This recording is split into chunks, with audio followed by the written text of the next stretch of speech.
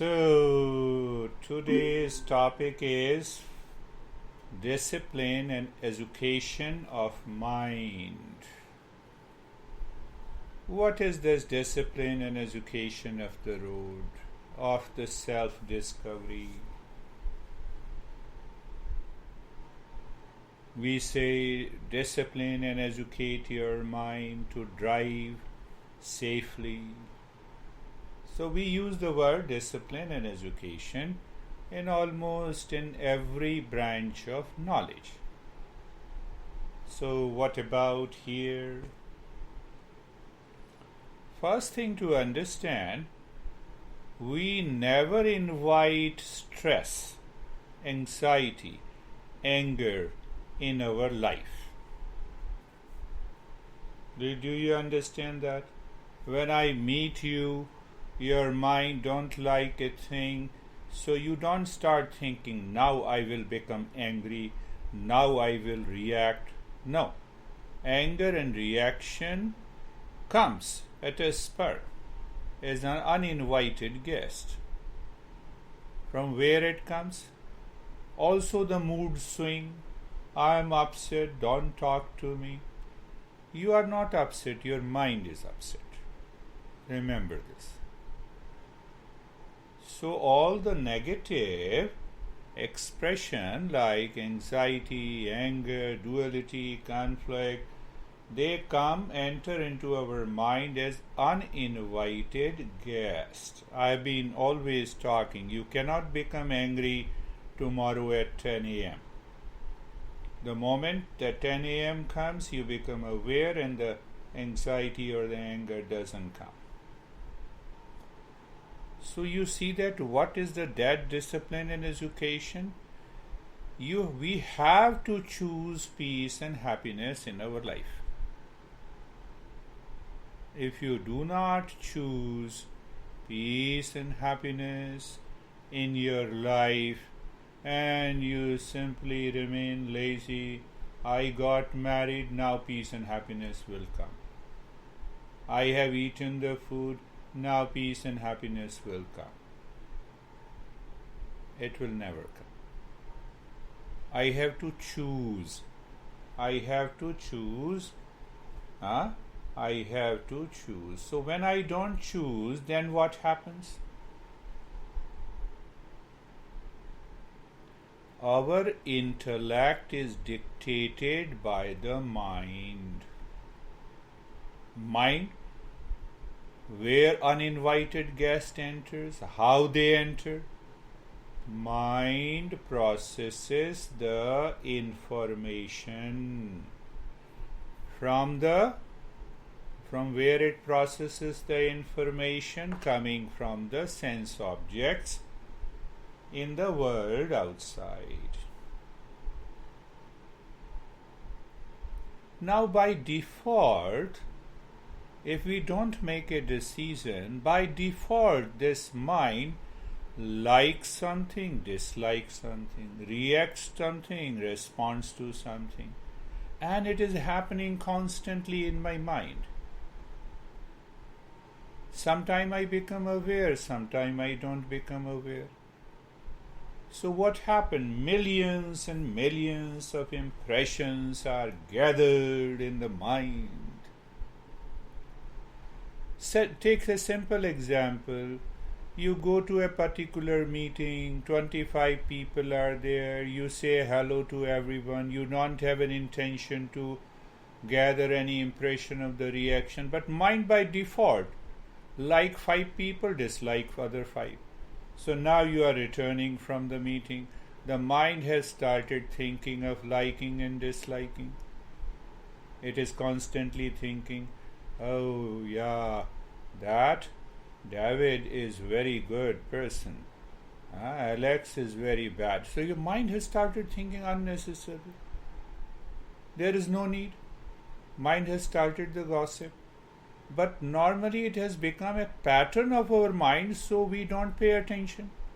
What if I say, if the person is bad, if I say he is bad? No, that is not the case. The mind is gathering those impressions, thinking. It is happening, and thinking creates a desire, and the desire is a pleasure-seeking mind. That's why how we gather millions of impressions. Until this level, everything is okay, but this mind starts dictating the intellect. I have three groups in Arizona. Or no, you can say the four group. In the first group, I have a beautiful woman who attends all my sessions.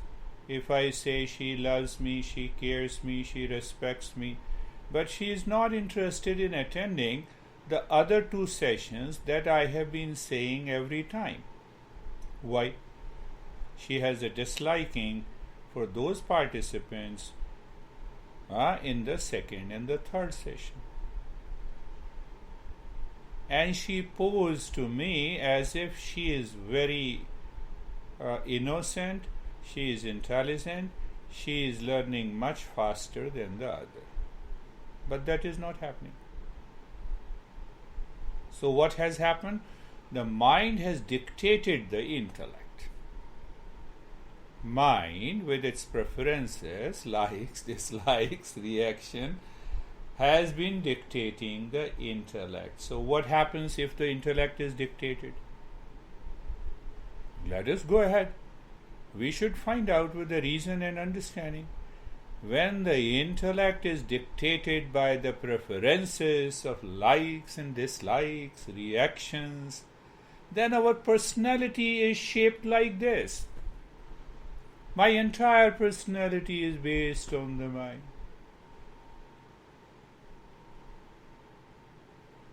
Thursday at 4:30, my time, 7:30 is our session. So mind says, I am not in a mood. Why you are not in a mood? Who has changed your mood?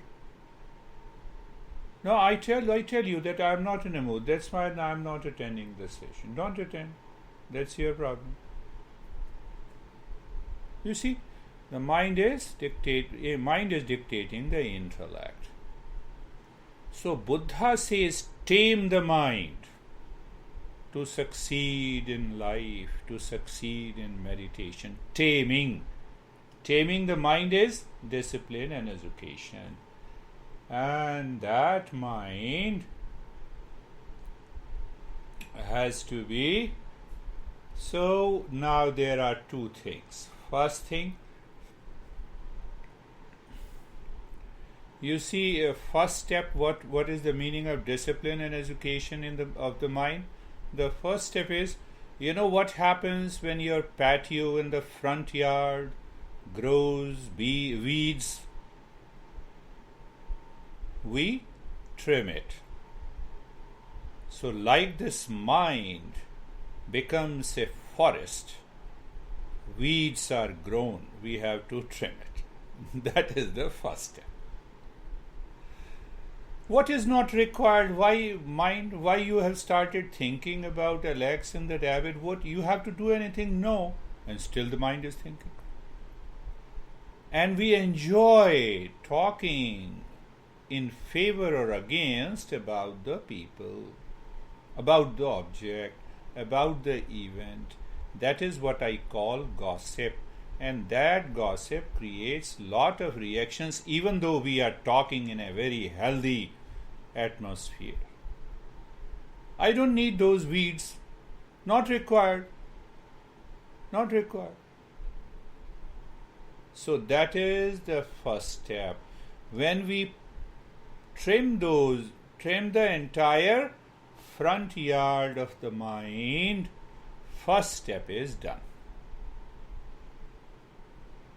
Are you getting it? The first step is done. What is the second step? If this mind does not have a clear vision of life, the mind will go back to the same stuff again. Are you understanding? If the mind, the empty mind is it, we already know, devil said book, devil's mind.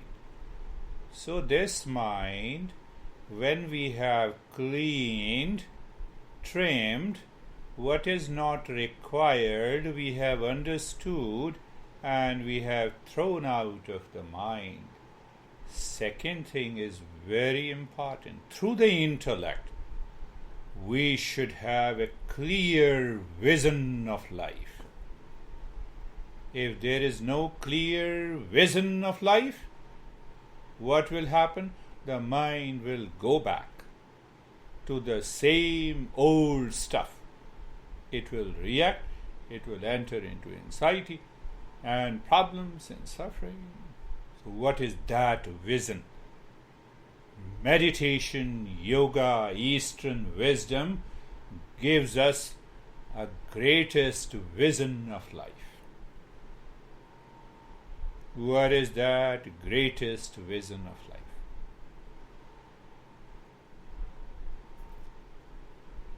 Can I discover my real nature? So Master says, understand that real nature is full of permanent peace, happiness, love and wisdom. You need not to throw your mind outside in the material world with any object, person, things to find happiness, because happiness is not there.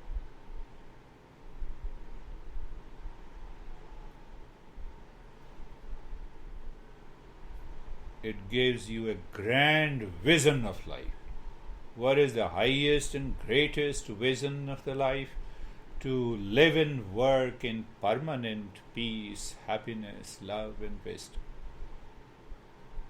So that when I go to work, I express in peace and happiness. When I live in relationship, I express peace and happiness. When I'm driving, I express peace and happiness in driving.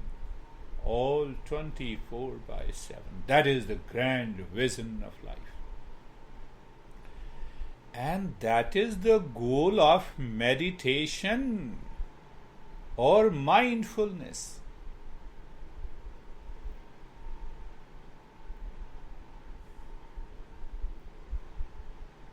But without empowering intellect with that vision, the meditation will not succeed. Do you ever say that, I'm driving, and I ask you, where are you driving? I don't know, but I'm simply driving. See, we never say it. Otherwise, people will say you are crazy. Why you are meditating? No, I don't know. Maybe some relaxation. So you have a very small vision of life. You take pills and relax. Master says that meditation has a grandest, highest vision of life. So I don't have that highest vision in my intellect and the mind, and I am practicing meditation. So what I will do? I will practice, and sometime I complain the teacher, you don't know how to help me meditate. Sometime I thank my mind that today my mind is relaxed, so that's why I got peace. And you continue for 2 or 3 days, and after that you leave it.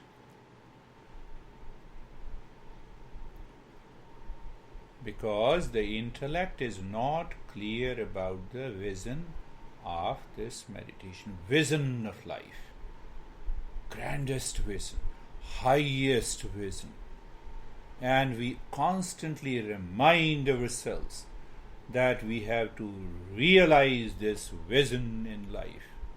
Why those masters went to the Himalayas? Why Buddha left the kingdom? For after 40 years, he enjoyed all kinds of pleasures. And at the age of the 40, he left the kingdom. Why? Our mind always thinks that if I have lot of money, if I have a good husband and wife, if I have a good children, if I have a house at a good place, everything is good, and still I'm unhappy. I don't know what is the greatest vision in life. It is not the vision that I bypass Bill Gates. That is not the vision I am keeping. That will come. If I work hard, the money will definitely come.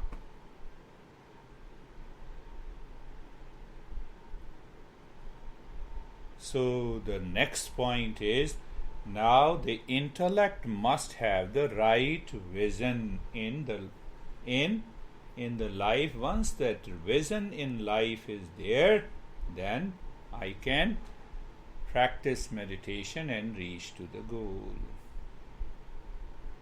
To have a right vision in the intellect, and it should not be dictated by the mind, I should apply the principle of viveka. In English, it is known as discernment.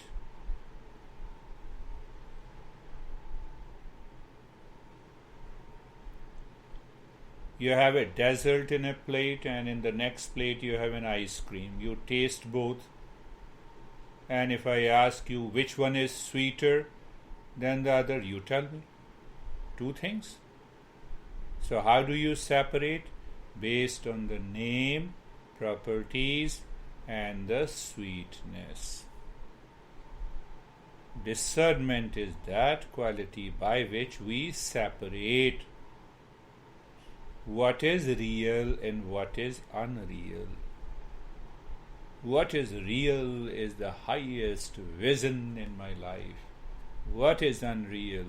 That causes the delusion, makes the mind run into the world seeking pleasure, results into pain.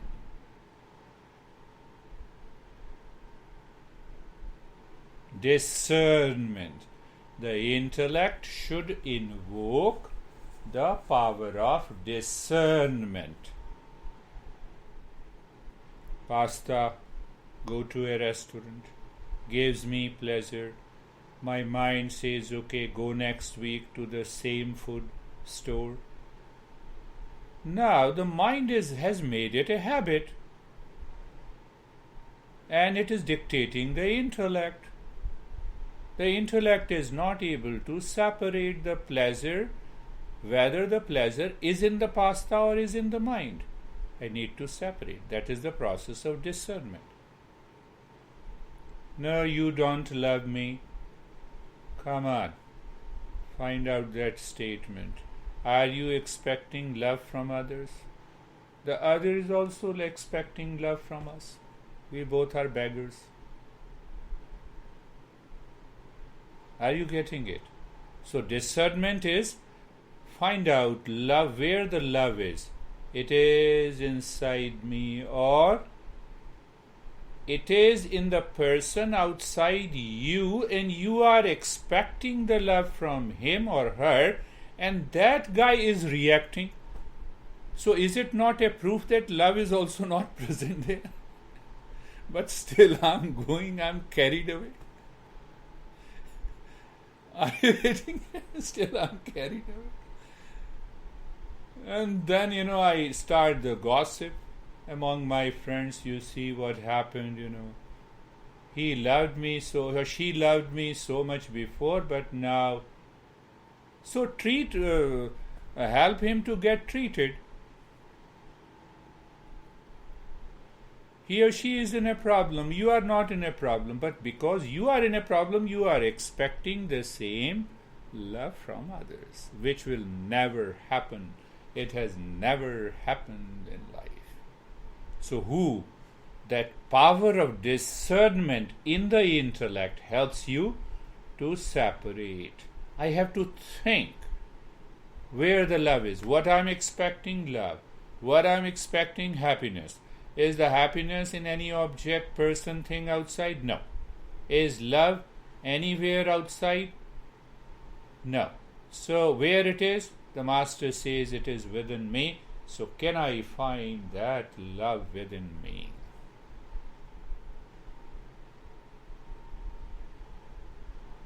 So when you start working on your mind and the intellect, you discipline and educate the mind, you empower the intellect, and you are ready to find. Why? You have now the highest vision in your life. You have to apply that vision in life. What is that vision? Self-discovery. That real self is made up of peace and happiness. That is explained by one great master in simply one phrase. He says, Atha Yoga Anushasanam. Literal meaning, when the person becomes the seeker, yoga is a discipline of the mind. He simply says this. But whatever I have explained, that is present in this sutra. So only one thing needs to be clear before we go for practice. Popular notion, the word yoga is there. Yoga Anushasanam. Anushasana means discipline. So what it means by discipline? The pre-existing discipline and education of the mind. Now Patanjali Master says, I am teaching. So word yoga. Popular notion of yoga. Physical practices. Breathing. Mantra. Walking on both your hands upside down. Demonstrating. These are the popular notions of yoga.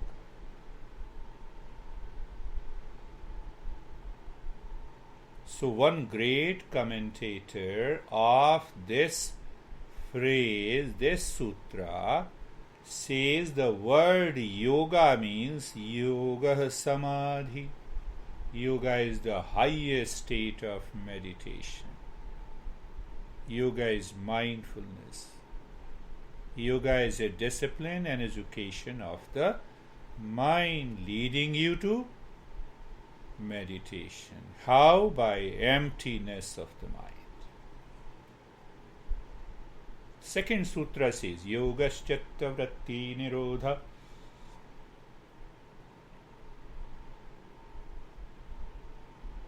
Last point, then we will do the practice. When I empty the mind, what happens? So the masters compare the mind is like a mirror. You stand before the mirror and it is full of dust. And that dust appears on your face also. You say, I'm not so dirty. It's a problem of the dust. You remove that dust and now you can see yourself clearly. Same way, when we empty the mind, discipline the mind becomes like a mirror, where our true nature reflects. What is that true nature? Is peace and happiness, love and wisdom.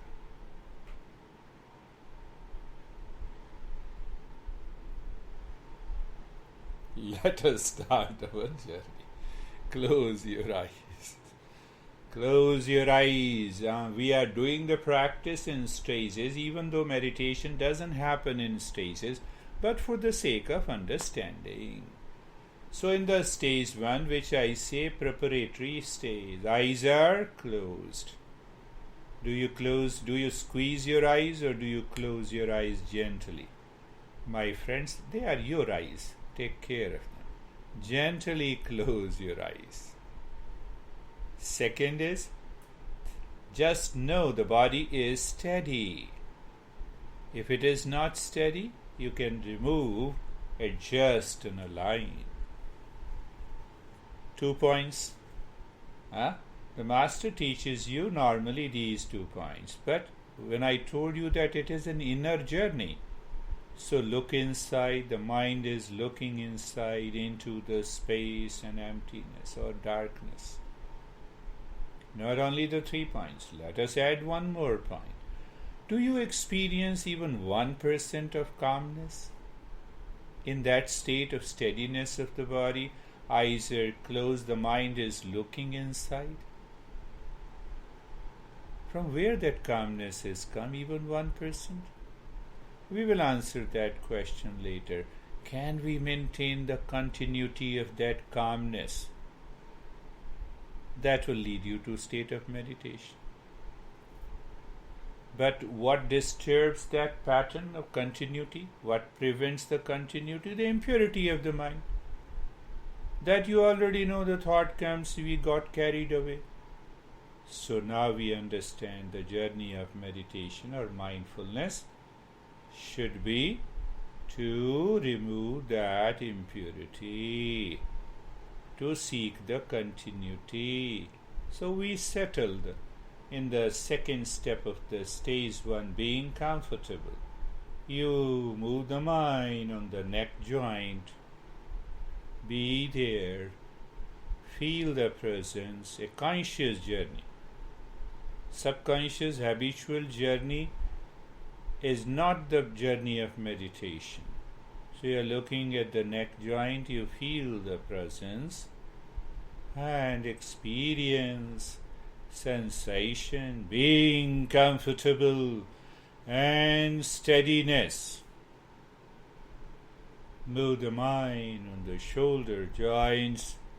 Be there.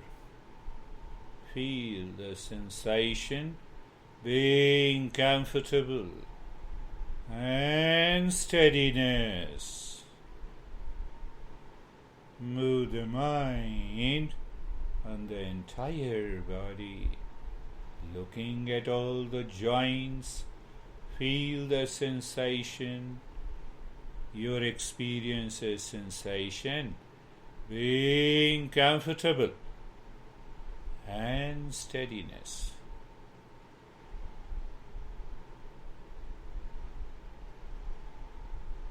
In the stage 1, we go little deeper, being carefree. We discussed about that this mind is dictated by the likes, dislikes, attachment, detachment. That's why we have lot of thoughts. It becomes a pleasure-seeking mind. So let the thought come and go. How do we understand? It's a knowledge practice. Two ways to understand through a simile. One is there are birds flying in the sky, and there is a sky above the birds flying.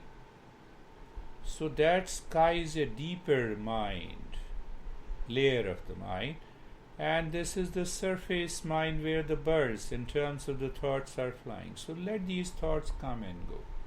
Do nothing with it. Don't get carried away. Maintain your awareness.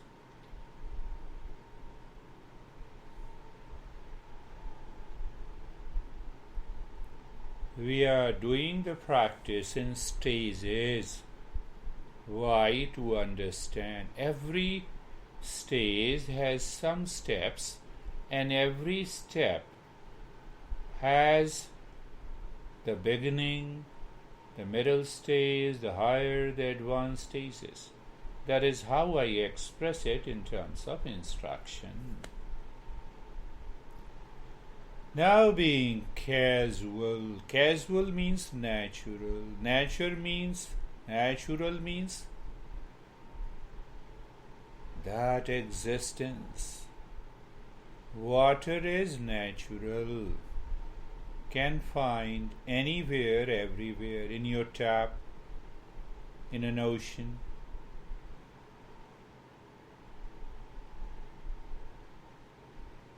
So, what is outer life like? Waves. In that state, we move to the second stage.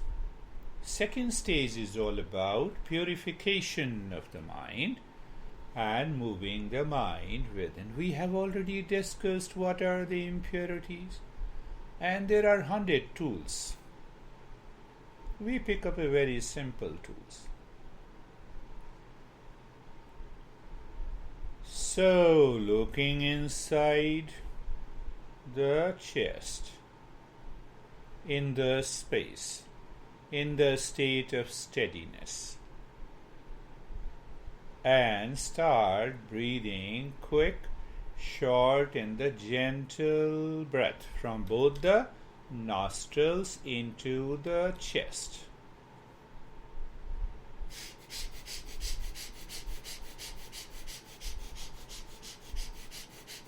Continue. Quick, short breath. Cheerful mind is there.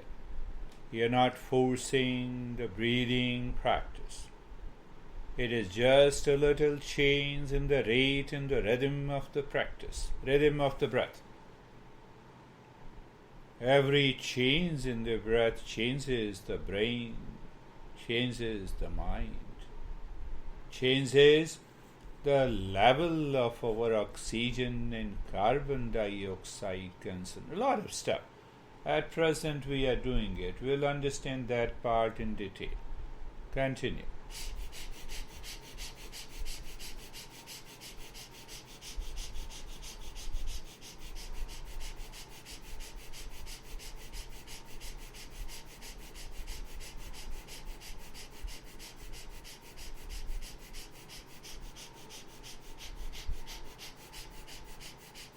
Gentle, quick, short breath, being cheerful on the other side of the mind. Continue, please.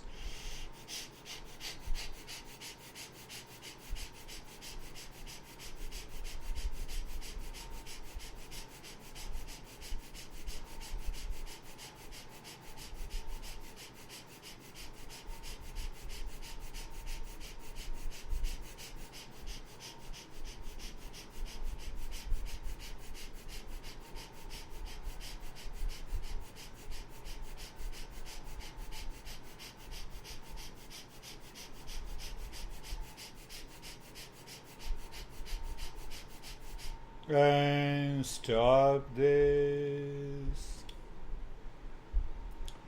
Now take a deep, silent, slow breathing from the belly into the chest up to the throat. Do not change, do not make the breath faster.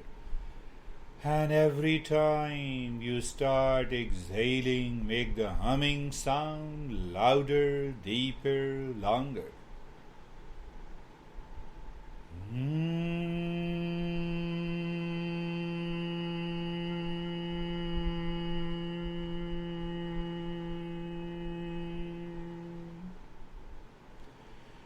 The impure mind will ask you to breathe in, inhale faster with a noise. Don't do that. Maintain your awareness. Continue the journey of humming, deep, long.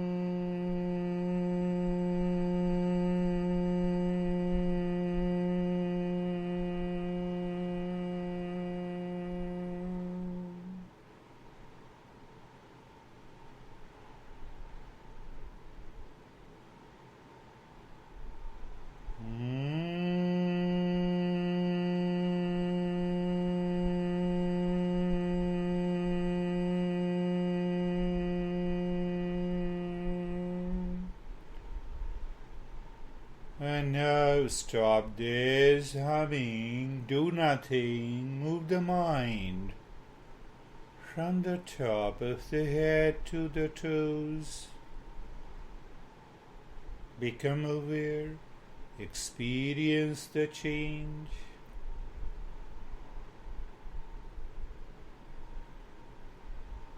We move to the stage 3, where we move the mind deeper.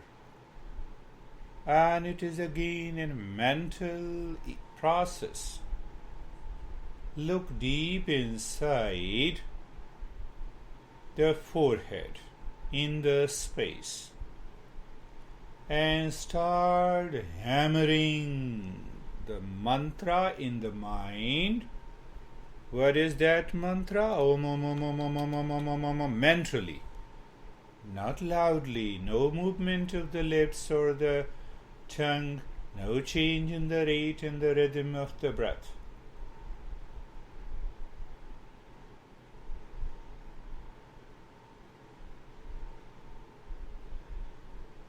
The body is steady, the mind is cheerful, the breath is normal.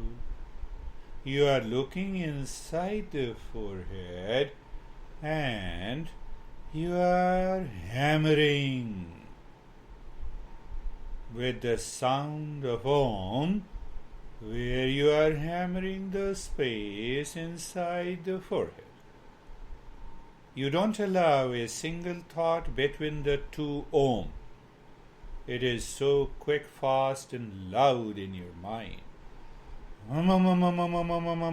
Mentally, not loudly. I'm demonstrating.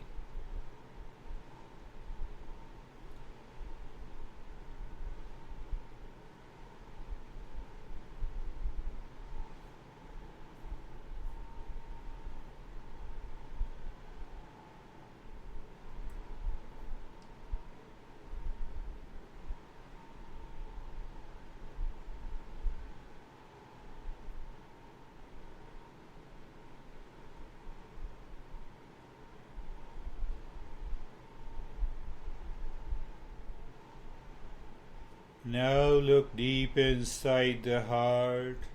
Again continue hammering deep inside the heart. What you are hammering? The mantra. What is the name of the mantra? The Om. How do you do it? Mentally. Keep looking inside the heart and continue hammering. Mentally, without moving the lips or the tongue. Remember, you have been doing the practice consistently. The first two stages are clear, and you are settled in the first two stages. It becomes an easy and also rewarding.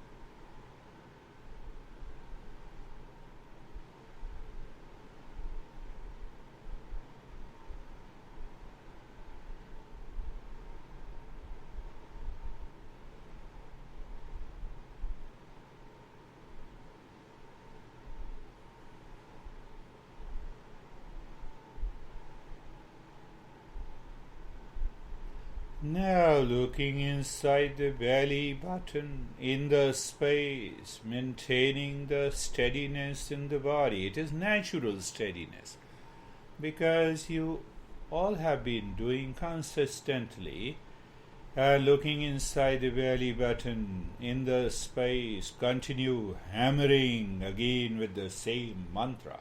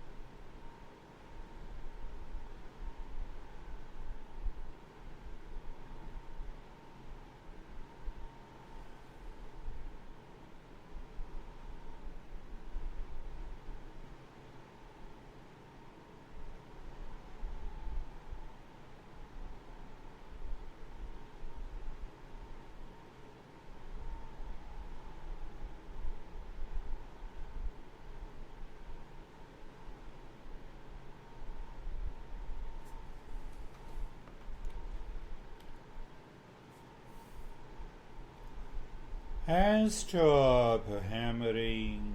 Just experience the head and the neck. Just be there and experience sensation, relaxation, and stillness.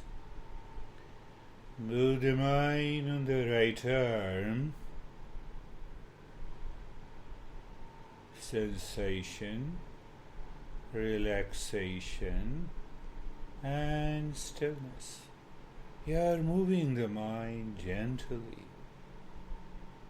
We'll understand what is this step, but first experience. Move the mind on the left arm. Be there. Experience sensation, relaxation, and stillness. Move the mind on the rib cage, the entire chest and the belly, and the spine, the entire middle portion of the body. Experience sensation, relaxation, and stillness. Move the mind on the right leg. Sensation, relaxation, and stillness. Move the mind on the left leg. Sensation, relaxation, and stillness. The entire body. Sensation, relaxation, and stillness.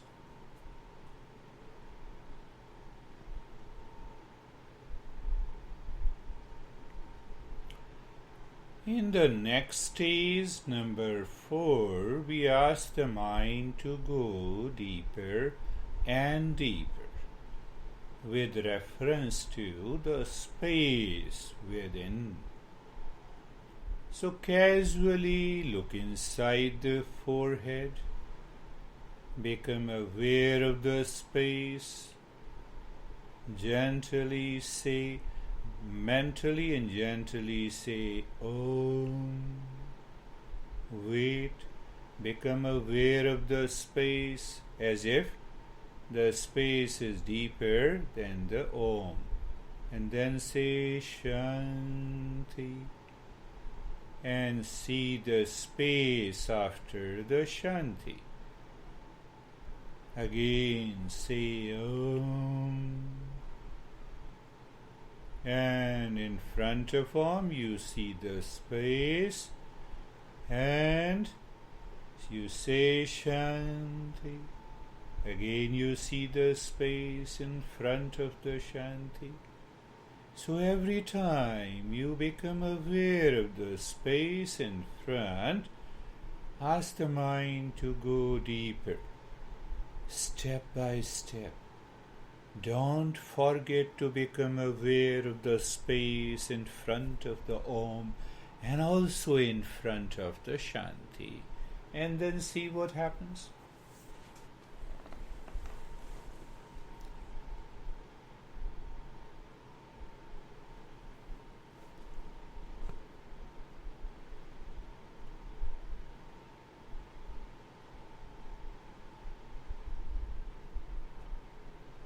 You will discover the space continues even you say Om Shanti or you don't say. It is like the birds flying in the sky and still the space is ever present.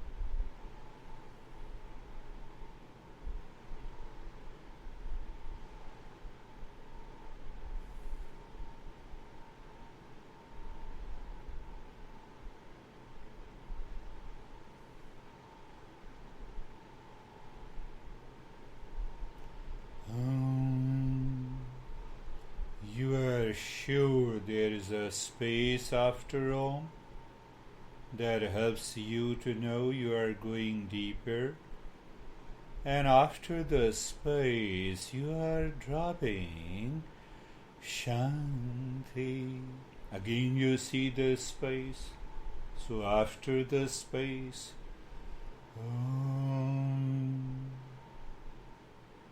again you see the space. That helps you to go deeper and deeper and deeper. Continue, my friends.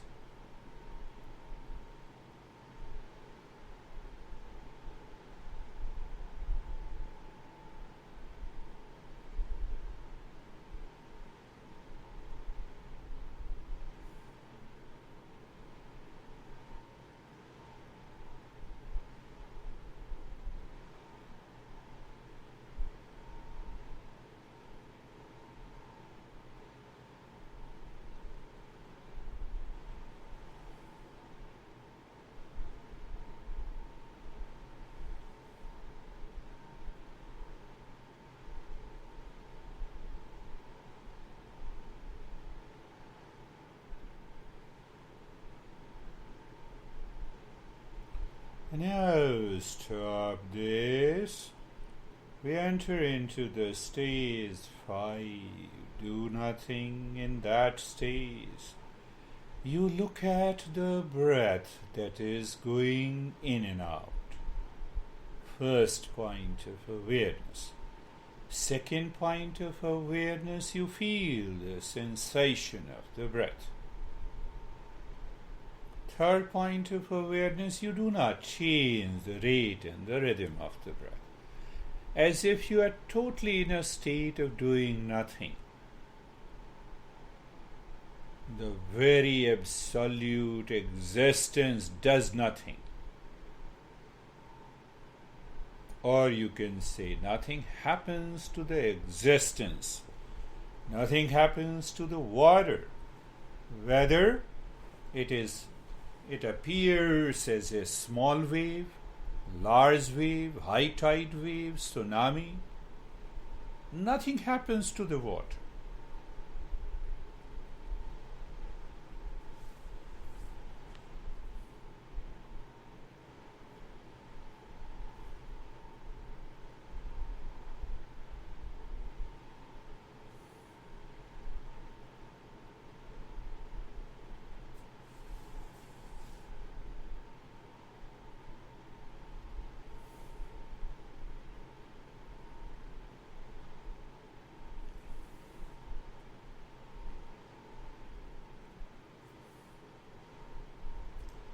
Three-pointed awareness of the breath in the state of doing nothing.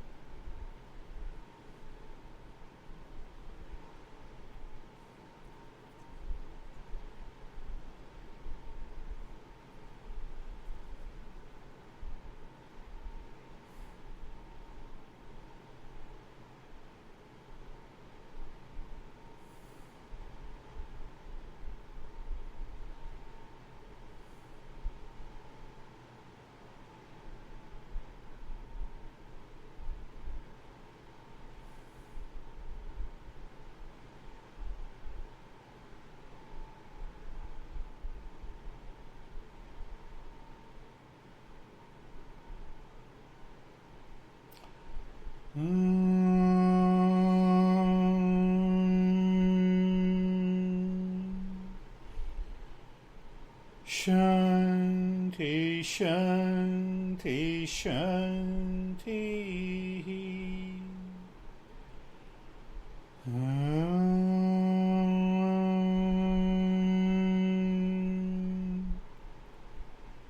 Shanti, Shanti, Shanti.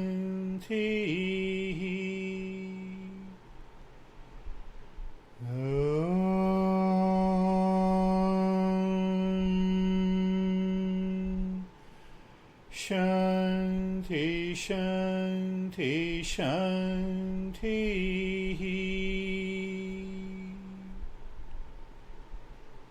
Bring your awareness on the right hand.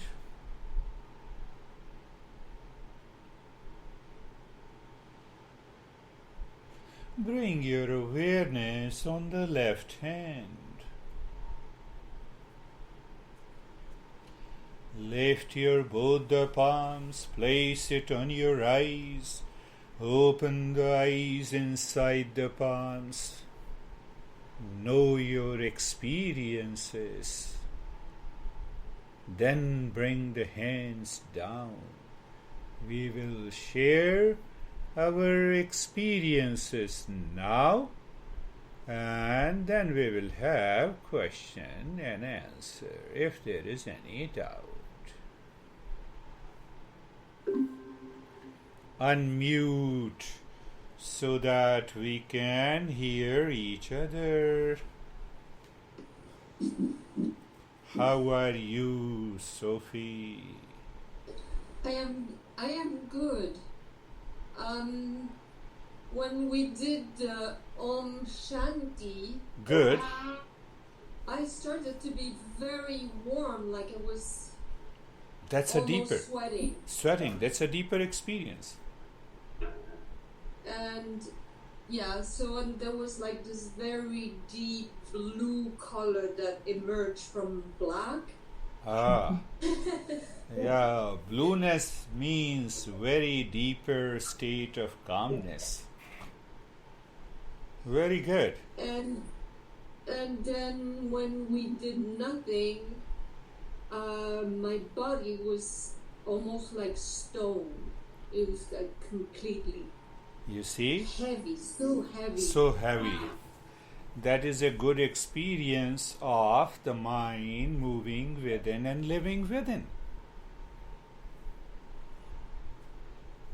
It all depends on you. If we are consistent, we discover that. Wonderful, Sophie. How are you, Anne? I'm fine. Yeah. I mean, I've lost sleeping a little bit, on and off. You are sleeping while sitting. That's good. Oh.